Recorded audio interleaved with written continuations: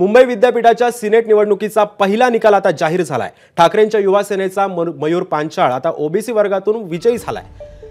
विजयी उमेदवार मयूर पांचाळला जवळपास 5350 मतं पडली आहेत। या पाचही जागांवर ठाकरेंच्या युवा सेनेचे उमेदवार आघाडीवर आहेत।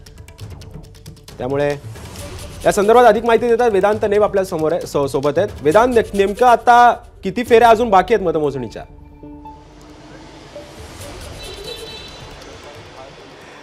सिद्धेश, जशी मतमोजणीला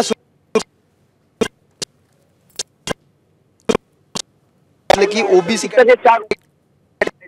ते आता आघाडीवर आहेत। आताच आपण बघितलं तर युवा सेनेचे पदाधिकारी जमाला सुरुवात झालेली आहे आणि आताच वरुण सरदेसाई यांनी सांगितले की जमाला सुरुवात झालेली आहे आणि आताच वरुण सरदेसाई यांनी सांगितले की जवळपास आमचा जो विजय आहे 5 जे आरक्षित उमेदवार आहेत त्यांचा विजय आता निश्चित आहे, कारण अवघ्या काही मिनिटांमध्ये याची अधिकृत घोषणा केली जाईल आणि त्यानंतर जे ओपन कॅटेगरी मधले उमेदवार आहेत त्या ओपन कॅटेगरी मधील उमेदवारांसंदर्भात सुद्धा जे पसंती क्रमांक आहेत त्यानुसार मोजणी केली जाणार आहे। आणि सध्या आपण या ठिकाणी बघतोय की कशा प्रकारे साधारणपणे आपल्यासोबत अंकित प्रभू आहेत, किती आतापर्यंत उमेदवार विजयी झालेत अधिकृत? 5 रिझर्व्ड कॅटेगरीच्या ज्या सीट्स असतात त्याच्यामध्ये युवा सेनेचे 5ही उमेदवार हे निर्णायक मताधिक्यांवर आहेत आणि थोड्या वेळेत त्यांचा विजय देखील निश्चित होईल। विद्यापीठाकडूनच तो जाहीर होईल। एक उमेदवार विजयी झालाय ओबीसी कॅटेगरीतनं मयूर पांचाळ। आतापर्यंत आतून जे काही माहिती आली आहे त्या हिशोबाने 5ही आमचे